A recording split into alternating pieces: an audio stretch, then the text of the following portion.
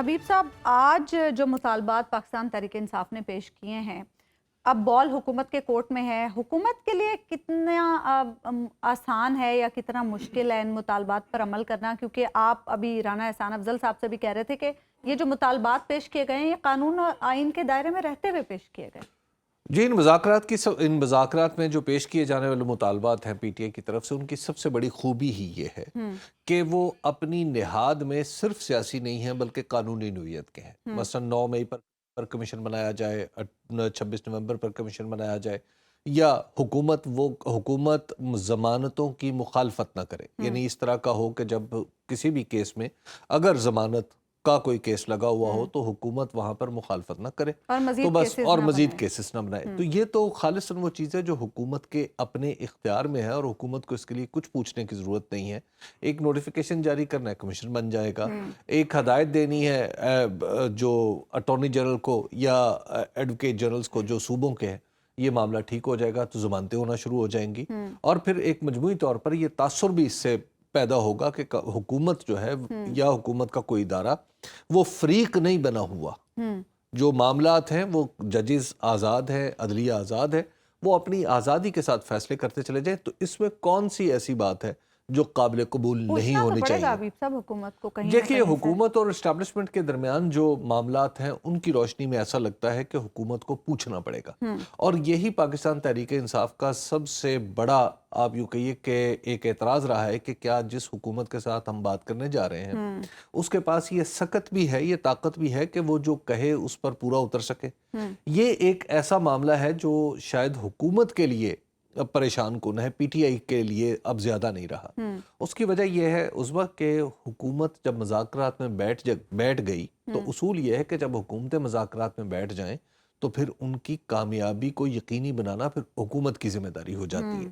ایسا نہیں ہوتا کہ اپوزیشن کی ذمہ داری ہو گئی ہے، اب کامیابی کی ذمہ داری حکومت کے سر پر آ گئی ہے. ناکامی کا ملبہ بھی حکومت پر ہی آئے گا. ناکامی کا ملبہ بھی حکومت پر ہی آئے گا. اور اس کے بعد اگر مذاکرات کسی ایسی معمولی وجہ سے ٹوٹ جاتے ہیں تو پھر اس کا نتیجہ ظاہر ہے بھگتنا پڑے گا. کہ پی ٹی آئی والے تو پہلی تحریک چلانے کے لیے بےتاب رہتے ہیں اور انہیں یہ کام آتا بھی خوب ہے. تو اس وجہ سے حکومت کے پاس اب گنجائش کم ہو گئی ہے کہ حکومت کسی سے اگر پوچھتی تاچتی رہی، پھونک پھونک کے قدم رکھتی رہی تو پھر پھونک پھونک کی چلتی رہے گی، قدم نہیں اٹھے گا. اچھا ویب صاحب، یہ جو ہم نے مختلف پاکستان تحریک انصاف کے رہنماؤں سے ہم گزشتہ کچھ دنوں سے بات چیت بھی کر رہے ہیں اور ہم ان سے یہ سوال بھی پوچھ رہے ہیں اور کسی نے اسے رد بھی نہیں کیا، کسی نے تردید بھی نہیں کی کہ پیرالل بھی کچھ مذاکرات چل رہے ہیں. تو وہ جو پیرالل مذاکرات چل رہے ہیں اس کی وجہ کیا یہی ہے کہ حکومت سے کچھ زیادہ توقع نہیں ہے تو چلیں کہیں سے تو معاملے کا کوئی حل نکل آئے؟ دیکھیں، جب بھی جتنی صورتحال ہمارے پاکستان میں کمپلیکس ہو گئی ہے نا، اس میں پیرالل کا مطلب تو شاید یہ ہوتا ہے کہ دو متوازی چیزیں ہو رہی ہیں. یہاں پہ دو نہیں، کئی چیزیں متوازی ہو رہی ہیں اور کئی چیزیں ان متوازی جو لائنیں ہیں ان کے اوپر کہیں عمود بھی گر رہے ہیں، یعنی ان کو کاٹا بھی جا رہا ہے. تو ایک کیفیت بہت ایک پیچیدہ ہے. اس کی وجہ یہ ہے کہ اسٹیبلشمنٹ اور پی ٹی آئی، ایک اسٹیبلشمنٹ کی باتوں سے یہ تاثر ابھرتا ہے کہ پی ٹی آئی کی وہ حریف ہے اور پی ٹی آئی کو اپنا حریف جماعت تصور کرتی ہے اور حکومت کے بارے میں کہتی نہیں ہے، لیکن حکومت کے تمام اقدامات ایسے ہوتے ہیں جس سے یہ تاثر ملتا ہے کہ حکومت اور اسٹیبلشمنٹ حلیف ہیں. تو ایسی کیفیت میں جب آپ مذاکرات کر رہے ہوں اور کئی سطحوں پہ ہو رہے ہوں تو ان کے سبوتاج ہونے کے امکانات بھی بڑھ جاتے ہیں، کیونکہ سپوائلرز بھی بہت سارے لگے ہوئے ہیں. اس میں تاثر یہ ہوتا ہے کہ اچھا، ایک جگہ اگر کسی نے کامیابی حاصل کی تو عین ممکن ہے کہ اس حاصل کردہ کامیابی کو کہیں دوسری جگہ کی ناکامی برباد کر کے نہ رکھتے. تو اس لیے اب مذاکرات کے اکٹھا ہونے کا ٹائم آ گیا. اب وہ جگہ آ گئی ہے جہاں پہ طرح طرح کی پریس کانفرنسیں بند ہونی چاہیے. یعنی ایسا نہیں ہونا چاہیے کہ بلا وجہ کے الزامات دونوں طرف سے بیان بازی بند ہونی چاہیے.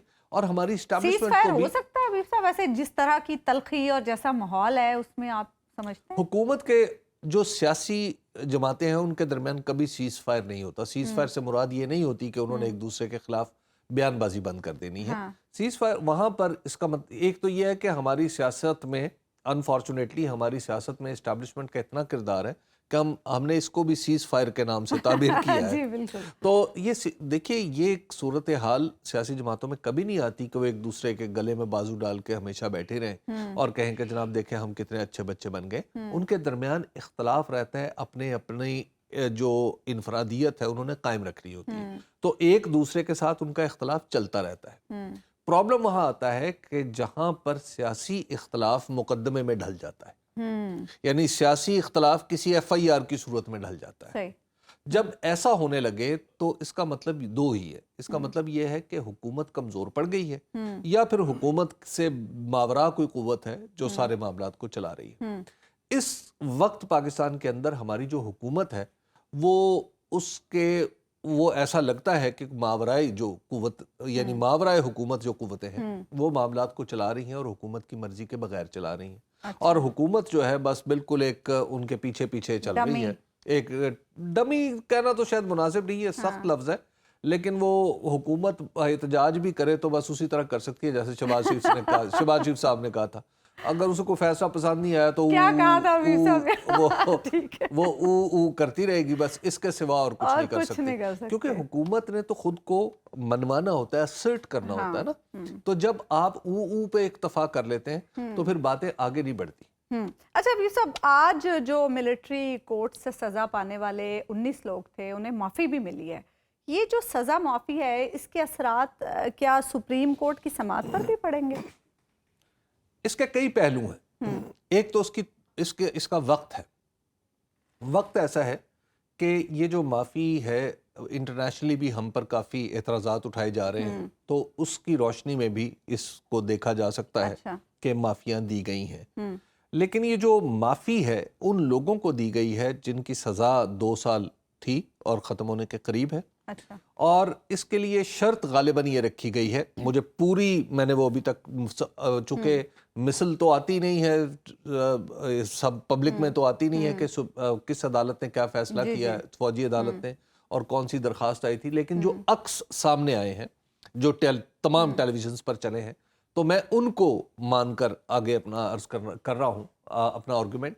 وہ یہ ہے کہ وہ لوگ ہیں جنہوں نے خود کو مجرم سمجھا ہے اور پھر انہوں نے توبہ کی ہے اور پھر معافی کے خواستگار ہوئے ہیں, اور ان کی سزا کا بڑا حصہ گزر چکا ہے. پاکستان کے قانون میں, پاکستان میں جو کامن لا جو سسٹم ہے, یہ سزا, ان کے جرم کی قبولیت, ان کی معافی, ان کی توبہ اور ان کی تلافی جو کچھ بھی ہے وہ آپس میں ملتا نہیں.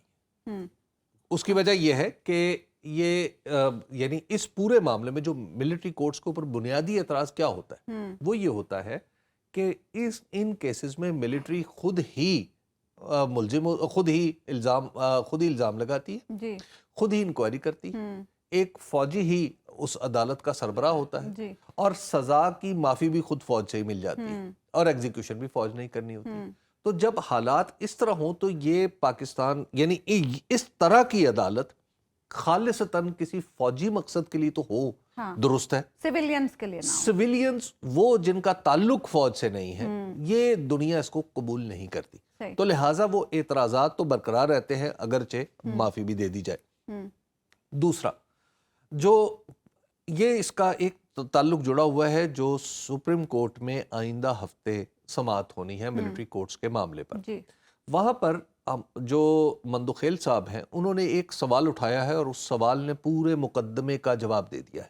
وہ مقدمے کا فیصلہ ہے. انہوں نے اٹارنی جنرل سے پوچھا تھا کہ یہ بتائیے کہ ایوان صدر سب سے مقدس مقام ہے, اگر وہاں پر اس طرح کا حملہ ہو تو معاملہ کہاں جائے گا, انسداد دہشت گردی, کیونکہ جو اب وہ اس مقام سے تو سارے مقام نیچے ہیں, تو لہٰذا وہاں پہ ان کی ایک دوسری صورت پیدا ہو گئی ہے. تو اسی وجہ سے شاید اس سے بھی جڑا ہوا یہ معاملہ نظر آتا ہے. اور تیسرا یہ ہے کہ جو مذاکرات ہو رہے ہیں جو پی ٹی آئی اور حکومتی اتحاد کے درمیان, شاید ان کو آشیرواد دینا مطلوب ہے. تو ایک خاص وقت پہ جب یہ معافیاں دی جاتی ہیں تو پھر اس پر بھی کچھ بہتر اثر آنے کی امید.